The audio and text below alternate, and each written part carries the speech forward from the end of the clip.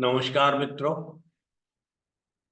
आज फिर हम आपके सामने एक और नया चैप्टर लेकर के, नया अध्याय लेकर के प्रस्तुत हुए हैं। और आज हम जो बात करेंगे वो कारक ग्रह की करेंगे। ये सरल ज्योतिष वन का 11वां चैप्टर है, कारक ग्रह। अब आपने बहुत कारक पढ़े हुए हैं, चर कारक पढ़े हैं, स्थिर कारक पढ़े हैं, भाव के कारक पढ़े हैं, परंतु ये कारक उनसे थोड़ा सा अलग है, भिन्न है। और ये कुंडली से कुंडली पर निर्भर करता है। ये कोई फिक्स्ड कारक नहीं है, स्थिर कारक नहीं है या चर कारक नहीं है। अब पहले हम कारक को समझें कि इसको कहने का शास्त्रों का क्या मतलब है, क्या इसको क्यों दिया गया है। हमने पहले चैप्टर में पढ़ा था बाधक ग्रह। बाधक जो बाधा करे, किसी भी काम में जो बाधा लाते हैं उनको बाधक कहते हैं। और कारक मतलब कार्य करने वाला। तो कार्य करने वाला ग्रह जो है वो आपका साथ में काम करता है, आपकी सहायता करता है। अब वो सहायता कब करेगा? अच्छे काम में करेगा, बुरे काम में करेगा, पर सहायता करेगा। उनको कारक ग्रह बोला जाता है। अब सहायता करने के लिए या दोस्ती करने के लिए दो ग्रह चाहिए, अकेले से नहीं होता। तो ये दो ग्रह का जोड़ा होता है आपस में कारक बनने के लिए। बाधक तो एक अकेला ग्रह भी हो सकता है कि ये इस कुंडली का बाधक है, पर कारक के लिए जोड़ा जरूर चाहिए।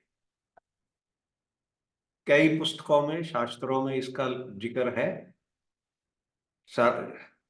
बृहद पराशर ने भी इसको काफी अच्छे ढंग से लिया गया है। दो तीन सबके इकट्ठा करके जो रिजल्ट निकलता है, किसने क्या कहा है ये मैं नहीं जा रहा हूं, उन सबको जोड़ करके जो निष्कर्ष निकलता है वो मैं आपको बताता हूं। सूत्र अब क्या है? यदि एक ग्रह उच्च राशि में हो, स्व राशि में हो, अपने मूल त्रिकोण में हो, स्व राशि में हो, मित्र की राशि में हो, या नवांश में स्वयं की राशि में हो, और ऐसे दो ग्रह, दोनों ये कंडीशन फुलफिल करनी चाहिए। ऐसे दो ग्रह अगर आपस में केंद्र में हों तो वो कारक ग्रह होते हैं, एक दूसरे के सहायक होते हैं। कुछ पुस्तकों में लिखा है कि ये सिर्फ केंद्र से होना चाहिए, मतलब लगन से केंद्र में, 1 4 7 10।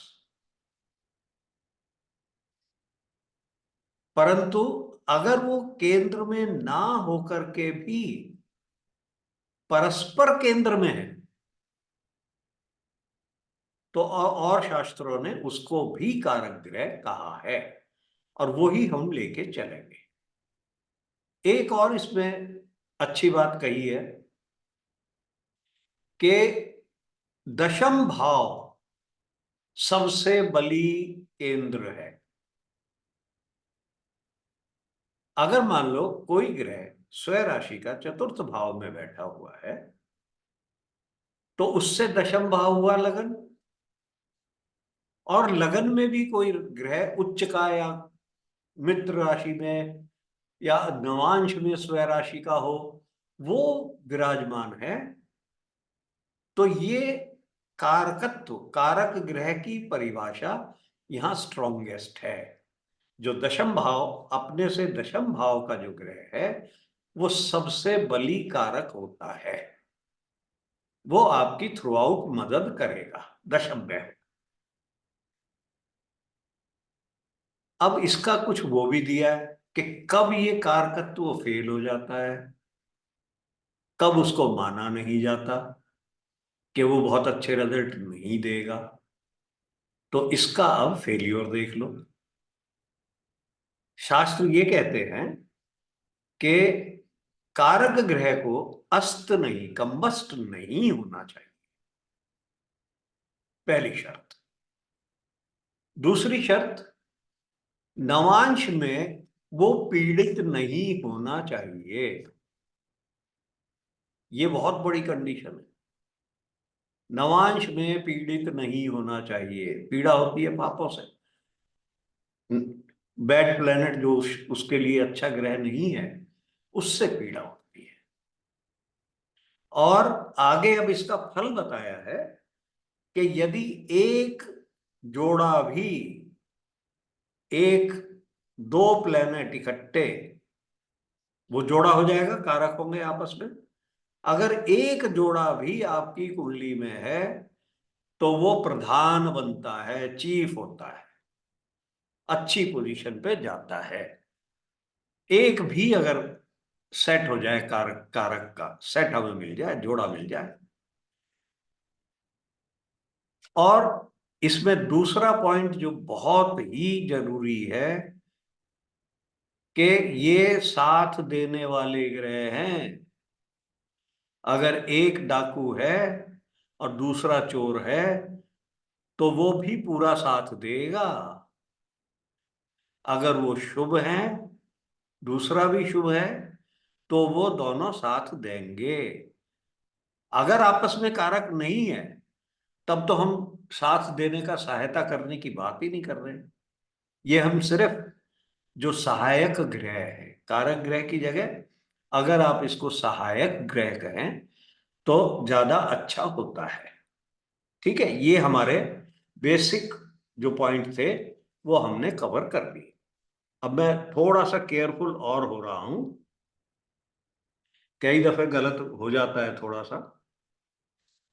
तो यहां पर हमने जो पॉइंट कहा उससे मैं एक कंक्लूजन निकाल रहा हूं।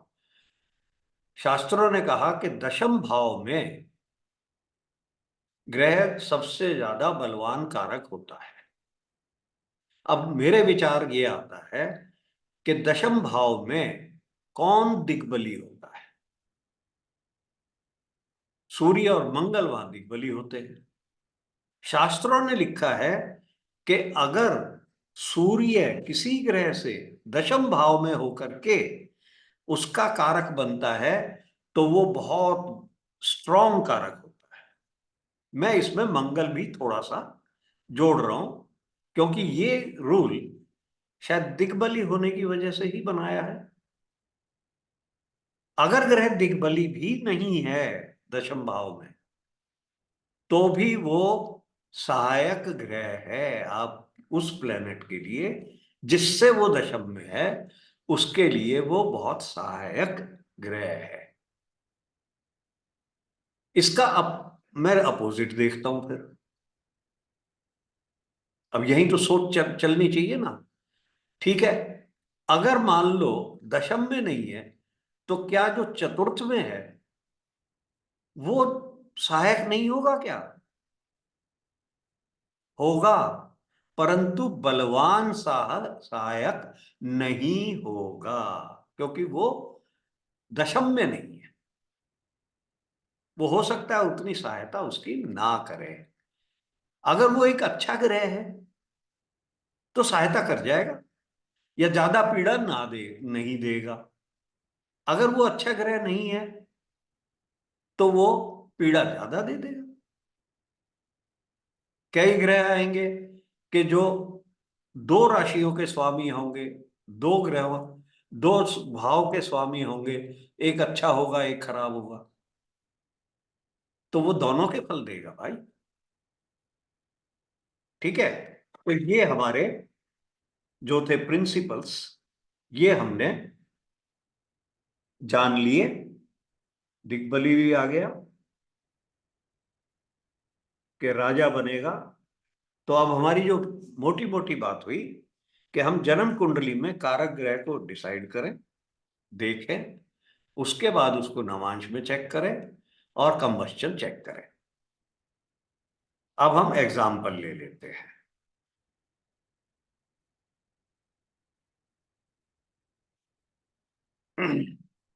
ये पहली एग्जाम्पल हमने ली है लाल बहादुर शास्त्री। बड़ी परफेक्ट एग्जाम्पल है ये कारक ग्रहों की। अब देखिए, जरा ध्यान से समझिए कौन कौन कारक ग्रह है। पहले तो हम चलते हैं दशम भाव से ही चलें। आप ये देखिए, बुध स्वयं राशि में बैठे हुए हैं और मंगल का तो कोई शत्रु है नहीं। तो मंगल और बुध ये आपस में कारक ग्रह है। दूसरा सेट है शुक्र और शनि। देखो कितना बढ़िया कारक कारक ग्रह आ रहा है। शनि स्वयं राशि के हैं और शुक्र भी स्वयं राशि के हैं। बिल्कुल परफेक्ट कंडीशन मिल रही है। दूसरा हो गया। तीसरा आप देखिए, बृहस्पति और शनि। बृहस्पति मित्र राशि में है, शनि स्वयं राशि में है। तीसरा पेयर आ गया ये कारक ग्रहों का। और चौथा पेयर आ गया बृहस्पति और शुक्र का। ये भी एक कारक, शुक्र अपनी स्वयं राशि में है और बृहस्पति अपने मित्र की राशि में। अब इसको उन्होंने कहा है भाई जरा चेक कर लो नवांश में। पर पहला तो मैंने चेक किया कि ये चंद्रमा और सूर्य बहुत परस्पर डिग्री में है। सूर्य से चंद्रमा अस्त हो रहे हैं, तो ये कंबस्ट है। तो ये फल पूरे कारकत्व के नहीं देंगे। अब इनको मैं नवांश में चेक करता हूं। नवांश में बृहस्पति केतु के साथ है, तो बृहस्पति भी इतना ज्यादा कारकत्व नहीं, मतलब परस्पर संबंध नहीं निभाएंगे। बाकी जो है आपके शनि, कोई भी, अब चंद्र सूर्य से हम इनको अस्त ले सकते हैं फिर से। सूर्य और चंद्रमा इकट्ठे हैं, मंगल भी है उनके साथ और शनि भी है। तो क्या हम इनको नवांश में कंबस्ट लें? ये शास्त्र में क्लियर नहीं है। मेरा जो विचार है कि कंबस्चन हमको अपनी जन्म कुंडली में ही देखना चाहिए, क्योंकि यहां पर अभी वर्गों में यहां हमने डिग्रियां कैलकुलेट नहीं की है। तो मैं वर्ग में कंबस्चन नहीं देख रहा हूं, मैं वर्ग में सिर्फ पीड़ा देख रहा हूं। ठीक है। तो ये हमारे जन्म कुंडली थी। कितना जबरदस्त ये इनका कारकत्व का वो बन रहा है। अब और मजे की बात कि बुध में की दशा में ये प्राइम मिनिस्टर बने और बुध में ही इनकी मृत्यु भी हो गई। ठीक है। अब हम दूसरी कुंडली पे आते हैं। ये दूसरी कुंडली किसी की है। यहां किस लिए हम दिखा रहे हैं, यहां पर भी कारकत्व बन रहे हैं। अब यहां देखिए, पहला तो कारक शनि और शुक्र। शनि मित्र राशि में है और शुक्र उच्च राशि में। दूसरा हम देखें तो शनि और मंगल। अब यहां पर शुक्र से शनि चतुर्थ भाव में है, तो दो तो सेट ये बन रहे हैं। एक सेट बन रहा है, बोल इसको भी आप समझ लो, बृहस्पति मित्र राशि में है और चंद्रमा नीच राशि में। अब यहां पर अपवाद आता है। इसको कैसे देखूं? क्योंकि कारक ग्रह में नीच राशि का ग्रह नहीं लिया गया है, परंतु मित्र राशि का ग्रह लिया हुआ है। तो यहां पर ये हमको कंफ्यूजन हो जाएगा कि क्या देखें। इसके लिए मैं नवांश में चलूं, परंतु मेरे विचार से अगर ये स्वय राशि में मित्र राशि में है तो इसको भी कारक माना जाएगा, पर चाहे ये कष्ट दे करके कारकत्व दे। अब यह नवांश में हम चेक करते हैं।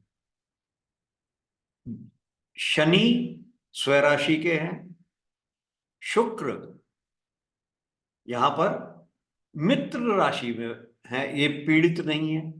एक तरह से मैं मान सकता हूं कि शुक्र पीड़ित है। क्यों पीड़ित है? मंगल और सूर्य से दृष्ट है केवल। अब शनि को तो मैं शुभ मानूंगा यहां पर, तो इसलिए वीनस और ये शनि का रोल जो है ये थोड़ा सा डगमगा गया। इतने प्योर कारकत्व, अनस्पॉइल्ड कारकत्व नहीं रहे। अब हुआ क्या? शुक्र में शनि की दशा में इनको काफी कष्ट हुआ, प्रोफेशन से भी उससे भी। अब यहां शनि जो है वो अष्टमेश भी है और नवमेश भी है, और शुक्र जो है वो पंचमेश भी है और द्वादशेश है। तो ये कष्ट विदेश में हुआ। शुक्र की महादशा थी और शनि की अंतर्दशा थी, दोनों एक सपोर्ट सहायक है। अब शुक्र कहता है मैं भी थोड़ी तकलीफ दूंगा, थोड़ा अच्छा भी करूंगा, राजयोग भी दूंगा, तकलीफ भी दूंगा, 12वें भाव का स्वामी हूं। तो शनि महाराज ने भी कहा ठीक है, मैं भी आ जाता हूं, मैं भी अष्टमेश हूं और शुक्र से चतुर्थ में बैठा हुआ हूं। उन्होंने भी थोड़ा सा कष्ट दे दिया। तो जैसे ही शुक्र की महादशा खत्म हुई, कष्ट खत्म हो गए। अब यहां पर आप देखो, बुध बुध को मैं कारक ग्रह नहीं ले रहा हूं, क्योंकि वो नीच राशि में है और मित्र की राशि में नहीं है। इसलिए चंद्रमा में तो मैं थोड़ा सा संकोच में, एक डुअल सर्कमस्टांसेस में आ सकता हूं, परंतु बुध में नहीं आ सकता। बुध जब नीच का है तो वो शत्रु राशि में है, ये कारक ग्रह का रोल प्ले नहीं कर रहा। अब तीसरे चार्ट पे आते हैं। ये सद्दाम हुसैन जी का चार्ट है और ये कारक के देखो क्या भयंकर रोल हुए हैं। अगर आप देखें दशम भाव में, आप कहोगे शनि और शुक्र एक साथ है, क्या ये आपस में कारक ग्रह हैं? सोचना। मेरे हिसाब से तो नहीं है। क्यों नहीं है वो आप लोग सोचिए। दूसरा, सूर्य और बृहस्पति, ये मैंने जानबूझ के कुंडली लगाई है। ये सूर्य उच्च राशि में है, परंतु बृहस्पति मित्र राशि में नहीं है, नीच के। तो यहां भी मैं इसको नहीं लूंगा। तीसरा मैं देखता हूं, मंगल स्वय राशि के हैं। चंद्रमा की हम बात कर चुके हैं, उसको लें ना लें, चंद्रमा और मंगल का कारक, दोनों का कारक ग्रह माने या ना माने, परंतु बुध यहां पर है, वो मित्र राशि में है। मंगल जो स्वय राशि में है उससे केंद्र में है, लगन से केंद्र में नहीं है। तो मंगल और बुध ये दोनों कारक ग्रह हैं आपस में। अब नवांश में देखो भाई इनके साथ क्या हो रहा है। नवांश में बुध राहु के साथ विराजमान है, इनके ऊपर शुभ दृष्टि नहीं है, मंगल से दृष्ट है। मंगल भी यहां पर कोई मित्र राशि वगैरह उसमें नहीं बैठे हुए, तो ये दोनों की हालत खराब है। पर दोनों एक दूसरे के सहायक है, मैं तेरे को बिल्कुल मदद करूंगा। और हुआ क्या है, 30 दिसंबर 2006 को इनको फांसी पर लटका दिया। अब आप देखो दशा क्या थी। मंगल में शायद बुध था, या बुध में मंगल था। एक मिनट में चेक कर लूंगा, बता देता हूं आपको, वो मेरे ध्यान नहीं रहा। परंतु बुध मंगल जरूर थे, है ना। तो अब बुध की महादशा थी या मंगल की महादशा थी, ये हम अभी चेक कर लेते हैं।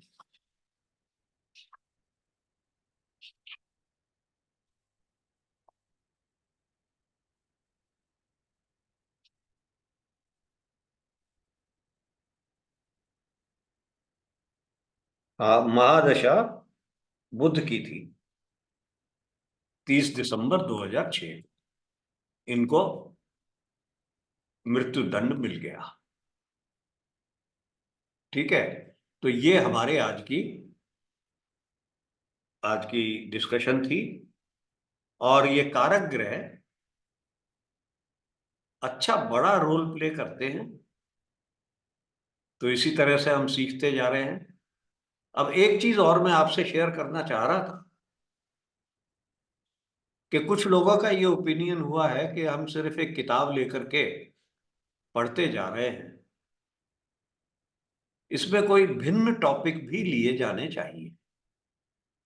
आप लोग भी सजेस्ट करते रहते हैं, तो अब बीच बीच में हम ऐसे टॉपिक जिनको हम जानना चाहते हैं, या सबके लिए बड़ा इंटरेस्ट का एक सब्जेक्ट रहता है, जैसे बहुत लोग चिंता करते हैं कि मेरे जीवन का कौन सा खंड, कौन सा काल सबसे अच्छा होगा, जो हमने अष्टक वर्ग में पढ़ा था, और बहुत सी चीजें हैं। तो उनको हम रोज की जो चीज है, जो जानना चाहते हैं, उनको भी हम बीच बीच में एक आध वीडियो करते रहेंगे।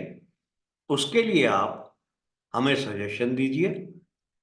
और मैं फिर से रिमाइंड करा रहा हूं कि आप अगर सब्सक्राइब करेंगे